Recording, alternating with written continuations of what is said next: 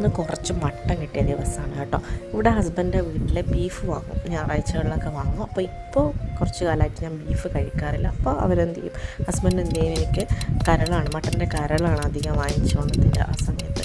അപ്പോൾ ഞാൻ പല രീതിയിൽ വെക്കും കേട്ടോ. അപ്പോൾ ഇന്ന് ഞാൻ വെക്കാൻ പോകുന്നത് എൻ്റെ ഹസ്ബൻഡിൻ്റെ അമ്മയുടെ റെസിപ്പിയാണ്.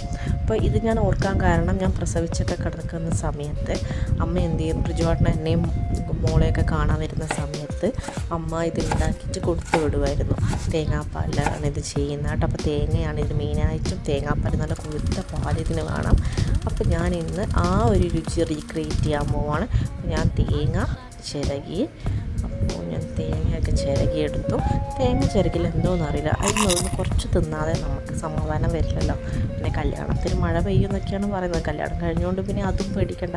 അപ്പോൾ നമുക്ക് മിക്സിയിൽ എന്ത് ചെയ്യാം, പാലെടുക്കാം. നിങ്ങളുടെ വീട്ടിലിങ്ങനെ മിക്സീനെ ഉടുപ്പിടിപ്പിക്കാറുണ്ടോ?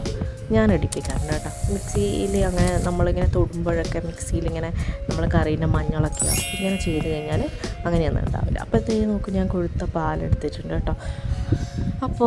അപ്പോഴത്തേക്കും ഒരു 2-3 വിസിൽ ഞാൻ എടുത്തു കേട്ടോ. മട്ടൻ്റെ കരൾ മഞ്ഞളും ഉപ്പും കുരുമുളക് പൊടിയും വെളുത്തുള്ളിയൊക്കെ ഇട്ടിട്ട്.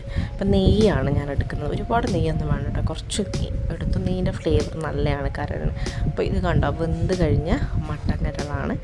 അപ്പോൾ ഞാൻ എന്ത് ചെയ്യുന്നു, ഈ നെയ്യ് ചൂടായി കഴിയുമ്പോൾ ഈ മട്ടൻ്റെ ഇത്രയും വെള്ളം വന്നു കേട്ടോ. ഞാൻ ഒട്ടും വെള്ളം ഇട്ടിട്ടുണ്ടായിരുന്നില്ല, ഇച്ചിരി വെള്ളം മാത്രമേ ഇട്ടിട്ടുള്ളൂ. അപ്പോൾ അത്രയും വെള്ളം, നമുക്ക് ഈ വെള്ളം വറ്റിച്ചെടുക്കുക എന്നുള്ളത് ഒരു ടാസ്ക്കാണ്. അപ്പോൾ വെള്ളം വറ്റട്ടെ. നമ്മൾ വറ്റി കഴിയുമ്പോൾ നമുക്ക് നല്ല തേങ്ങാപ്പാലും, കൊഴുത്ത തേങ്ങാപ്പാലും കണ്ടോ. ഞാൻ കറിവേപ്പിലൊക്കെ ഇട്ടിട്ട് ഫസ്റ്റ് നമുക്ക് കുരുമുളക് പൊടി ഇടണം, എന്നിട്ട് രണ്ടാമത്തെ ആളാണ് തേങ്ങാപ്പാൽ. അതിൽ തന്നെ ഞാൻ കറിവേപ്പില ഇട്ട് വെച്ചു കേട്ടോ. ഓക്കെ, അപ്പോൾ വെള്ളം ഇതിനകത്ത് അളകളാത്ത നിൽക്കുന്നു. ഇത് നമ്മളെ കുടുംബത്തിലെ പാരമ്പര്യ സ്വഭാവമാണ്. ഭക്ഷണം, ചിക്കൻ, ഇറച്ചികളൊക്കെ പാകമാകുന്ന, അതായത് അടുപ്പിൽ തിളക്കുന്ന സമയത്ത് എടുത്ത് തിന്നുക എന്നുള്ളത് നമ്മളെ ഒരു കൈമാറി വന്നതാണ് പാരമ്പര്യമായിട്ട്. അപ്പോൾ ഇത് നമുക്ക് വെള്ളം ഇത്രയും വറ്റി കേട്ടോ, കണ്ടില്ലേ നിങ്ങൾ. ഈ സമയത്ത് നമുക്ക് പാല്, നല്ല കൊഴുത്ത പാല് പ്ലസ് കറിവേപ്പില ഇട്ട് കൊടുക്കാം. ഇനി നമ്മൾ എന്ത് ചെയ്യണം, നല്ല കുരുമുളക് പൊടിയും കൂടി എടുത്തിട്ട് നല്ലോണം എന്ത് ചെയ്യണം, അതിനെ ഒരു മിക്സ് ചെയ്ത് വരണം, എല്ലാം കൂടി പിടിക്കണം കേട്ടോ.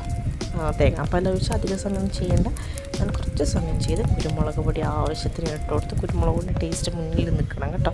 ഈ സമയത്ത് നിങ്ങൾക്ക് വേണമെങ്കിൽ കുറച്ച് വെളുത്തുള്ളിയും കൂടി ചതച്ചിടാം കേട്ടോ, നല്ല ടേസ്റ്റായിരിക്കും. അപ്പോൾ അങ്ങനെ നമ്മുടെ മട്ടൻ്റെ കരളിന് എന്താണ് കോമ്പിനേഷൻ?